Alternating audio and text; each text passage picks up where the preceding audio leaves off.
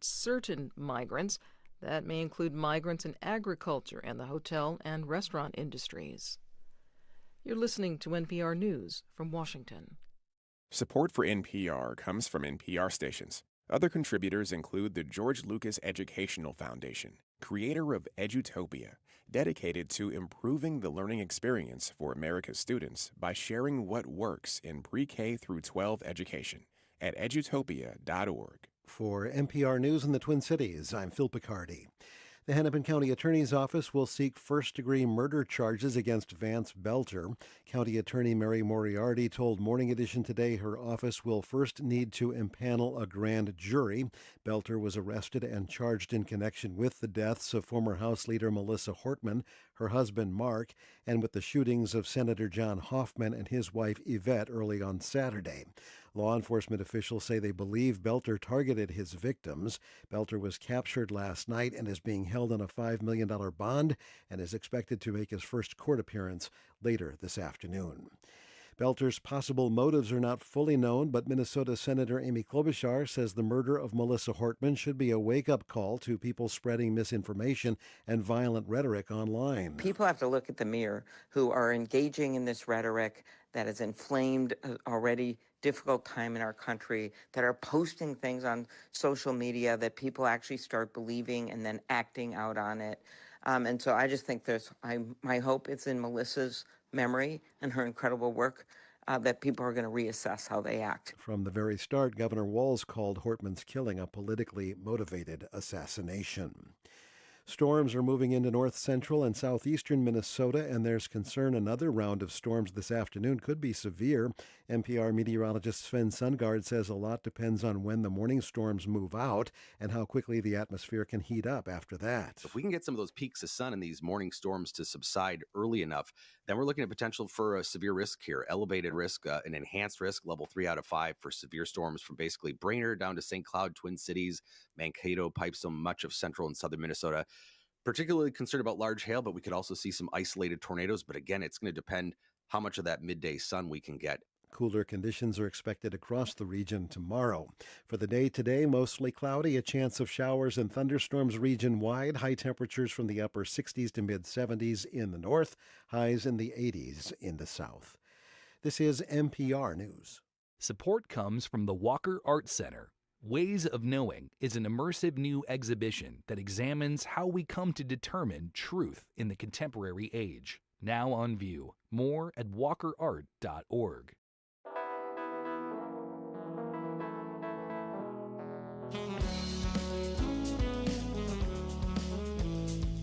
Good morning, everyone. I'm Angela Davis, and you're listening to NPR News extended live coverage this morning as we talk about political violence in the past and today. As we have been reporting, an arrest has been made in the shootings of 2 state legislators and their spouses.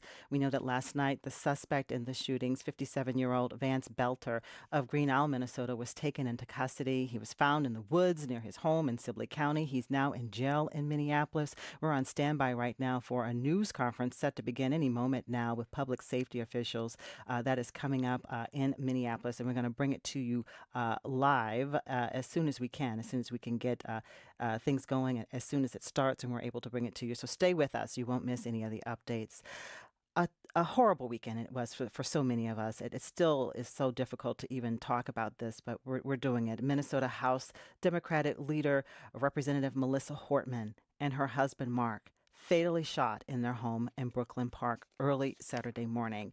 A second Democrat, State Senator John Hoffman, and his wife Yvette also shot and seriously wounded inside their home in Champlin, and they are recovering from their injuries. Governor Walz has described the shootings as a politically motivated assassination.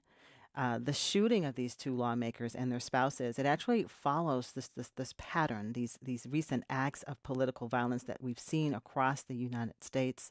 And so what we've been talking about this morning and hearing from you, our listeners, is about, what is changing with political violence? Is it becoming more frequent? Is it becoming the norm? And if so, what can we do to change that? So as we wait to hear the new developments in this news conference that's coming up, as we wait to talk with our guests, I want you to think about this. We want you to call in.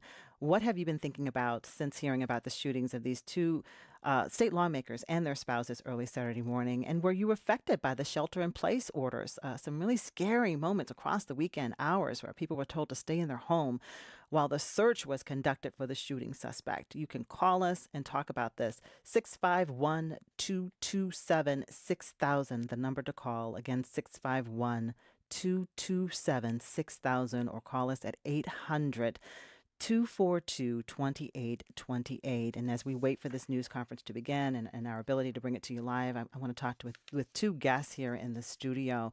The mayor of Champlin is here with us now. Ryan Sabas has joined us in the studio. Mayor of Champlin. Champlin is where State Senator John Hoffman and his wife were shot multiple times in their home. Hi, Mayor Sabas. Nice to meet you. I'm so sorry under these circumstances. Yes, thank you. Thank you for having me here. And it's been a terrible act of violence in Champlin and Brooklyn Park, but we're very relieved that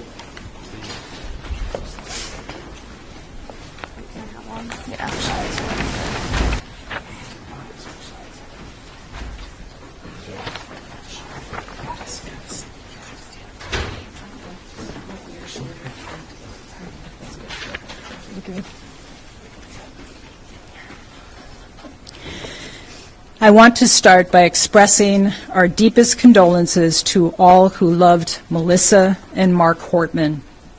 They were parents, neighbors. Their loss is felt deeply by the people who knew and loved them. This act of political violence is deeply felt across our state and across the country.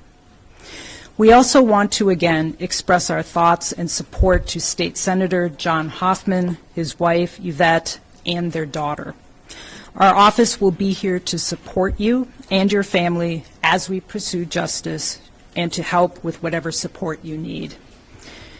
I want to thank the Bureau of Criminal Apprehension, the Hennepin County Sheriff's Office, the Brooklyn Park Police Department, and the hundreds of local, state, and federal law enforcement officers who worked tirelessly to apprehend Vance Boelter. People were understandably terrified over the last several days, and the state owes you a debt of gratitude for all of your swift work. I want to specifically thank the Brooklyn Park police officer whose proactive intervention in checking on the Hortmans likely stopped further bloodshed. I also want to thank the members of our office who worked all weekend with our law enforcement partners in this case. And I want to thank the medical team who provided emergency care to the Hoffmans.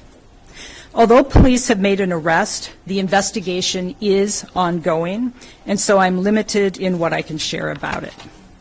On Saturday, our office filed charges against Mr. Boelter for second-degree murder and attempted murder, allowing us to obtain a nationwide arrest warrant which would allow law enforcement across the country to arrest him. These are the highest charges we can file by complaint, and it needed to be done quickly to get the warrant out. Mr. Boelter was taken into state custody, and our office intends to pursue first-degree murder charges against Mr. Boelter. We are at early stages. We will be reviewing all of the evidence from law enforcement as it comes in and working with our law enforcement partners to develop the case. I do want people to know that given the scale of this investigation, the review of evidence will take time. I want to assure our community and all those who are grieving that we will seek justice and accountability for the victims of all these heinous crimes. Our most senior and experienced prosecutors are handling this case.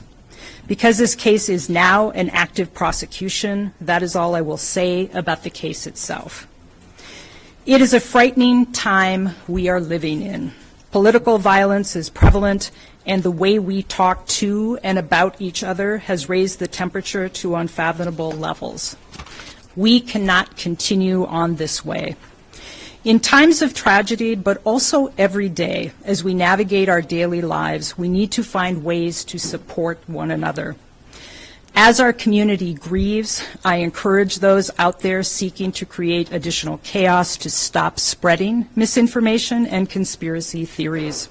Our law enforcement partners are building a case using facts and evidence to ensure Vance Boelter is held accountable. Again, I want to thank everyone who helped bring this search to a resolution, and again to express our grief, condolences, and support to the Hortman and Hoffman families.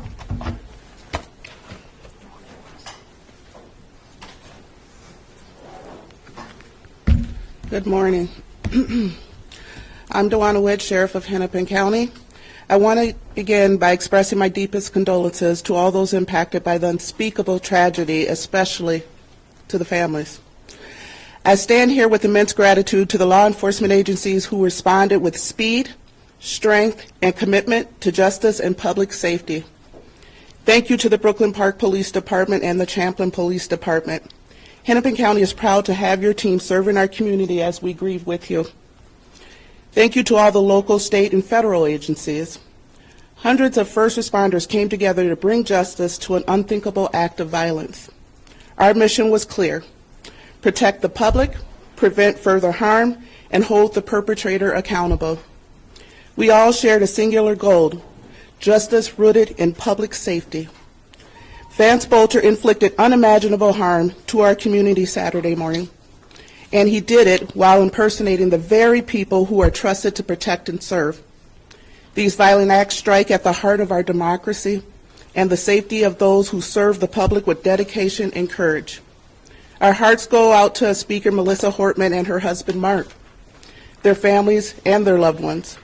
We are also grateful Senator Hoffman and his wife Yvette are expected to recover, and we will be here to support them during their long journey of healing and grief.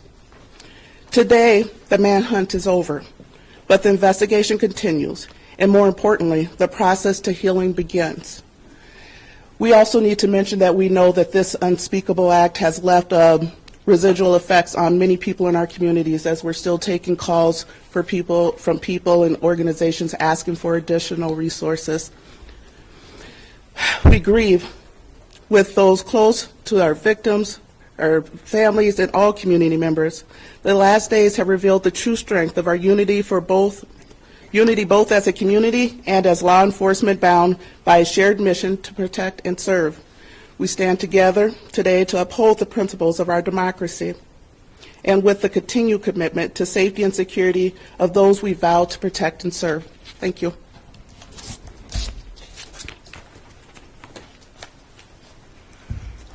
We also have Drew Evans from the BCA, Chief Mark Bruley from Brooklyn Park will stand for questions. Superintendent, I was just curious, we were with you last night.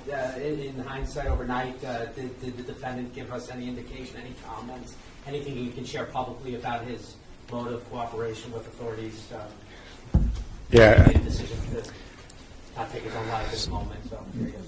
Yeah, so the question was related to whether or not there's cooperation. The individual, we can't provide a lot because it's now under the prosecutorial process in terms of what cooperation was.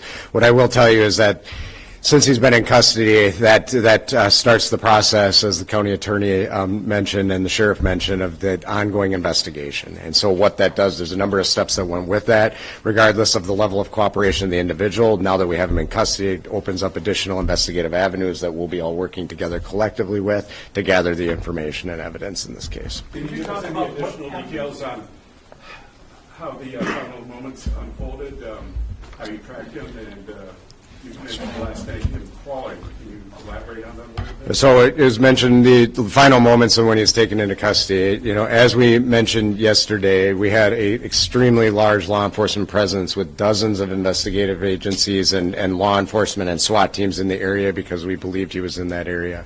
We received information.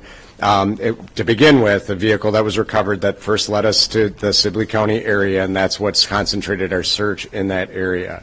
We then received additional information that provided confirmation closer to the time of the actual arrest that he was in fact in that area, which time the command post started moving all of the law enforcement assets into that area, and they were able to close in. And when we say he was crawling towards us, these were in response to the commands by the SWAT teams that were on scene as they were working in coordination with each other, along with our State Patrol air assets as they looked and were able to get over him and then came into custody. He was cooperative and cooperated with law enforcement and gave up peacefully at that time. Will his wife be charged? Is there any indication she was helping him? As we said, the real work of the investigation now begins. They've been working collectively, and I want to thank the Hennepin County Attorney's Office and Mike Radmer, who's with us today, who worked really with our team all weekend long, along with others across their office and the United States Attorney's Office, to be working together on that. What I will say when it comes to his wife and anybody else, if anybody else participated in these crimes, if anybody else worked to hide him and provide assistance in getting away, that will certainly be something that we are looking at with that, and we will provide that information to our prosecutors that will analyze and determine whether or not additional charges are appropriate. Can you tell us how long you negotiated with him until he surrendered? Yeah, so it was, I don't have the specifics. The question is, how long did we negotiate with him? It was a relatively short period of time because they were moving in and he was cooperative. So it wasn't a prolonged negotiation with him. It was more that they converged on him. And because of the extremely good coordination and what they're doing, I believe he's certainly in a position where he just had to give up because he knew he was surrounded by who was there. And Mary, I have a question. I know we're going to hear shortly from federal prosecutors. Yeah, so if I could just say, I think, as Drew said, we've shifted into prosecution right now. And so I understand why it was important to get information out there to the public, because there was a person who was suspected of these murders. Right now, what everybody up here is trying to do is to protect the integrity of the investigation. And so I know there's a tension. I know people want information, and right now we're really trying to focus on the investigation so that we don't have all kinds of information out there, so that as law enforcement gathers that information, if we need to present it in court, there's integrity there. So I know you all have questions, but that's the reason we're really focusing on not sharing some information. Yes, Paul. And I have a legal question. Of course. Here shortly from Yes. federal prosecutors. I Yes. heard attorneys pontificating on the morning news, and if the feds take this, it could be a death penalty case. I don't know the specifics there.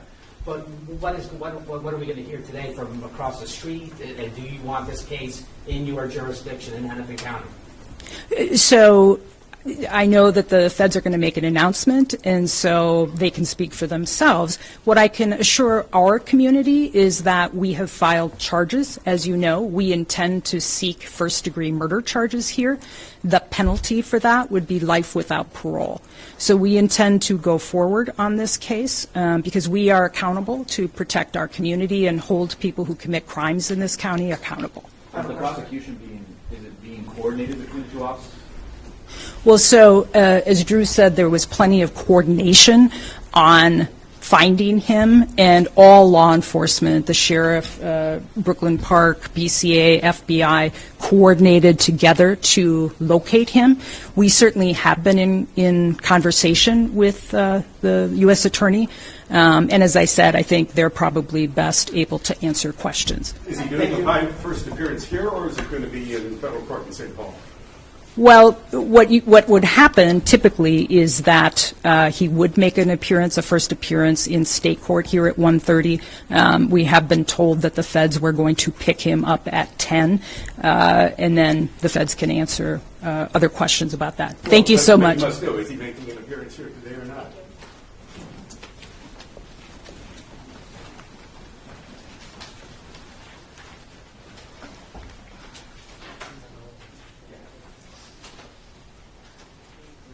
Public safety officials. It just wrapped up. They have walked out of the room now, giving us new information on the arrest of 57-year-old Vance Boelter of Green Isle, Minnesota. He was taken into custody last night, found in the woods near his property in Sibley County, now in jail in Minneapolis. We heard from Hennepin County Attorney Mary Moriarty. She said that they intend to seek first-degree murder charges against Vance Boelter, and they are focused on seeking justice. And she also talked about the need for us to talk to each other better and to find a way to handle conflict better. We also heard from the head of the Bureau of Criminal Apprehension, Drew Evans, who described the final moments before Vance Boelter was taken into custody, saying that he was cooperative, that he gave up peacefully. He was surrounded by law enforcement officers there in the woods, but declined to give too much information about how much cooperation they're actually getting from him, what he's saying, because they are still in the middle of this investigation in the very early phases of it. But again, 57-year-old Vance Boelter is in custody, facing murder charges. And we also heard from Hennepin County Sheriff Dewana Witt spoke at that news conference, thanking all the officers and all the different departments that work together in this investigation and this manhunt that has now ended. But a lot of different agencies working together to arrive at this arrest, getting this man into custody, accused of shooting and killing State Representative Melissa Hortman and her husband Mark in their home there in Brooklyn Park in the early morning hours on Saturday, and also shooting and seriously wounding Senator John Hoffman and his wife Yvette in their home in Champlin. They are recovering from their injuries. Again, this has been called by Governor Walz a politically motivated assassination. We will keep you updated throughout the day here on NPR News, so stay with us online and here on the air to get more on the investigation.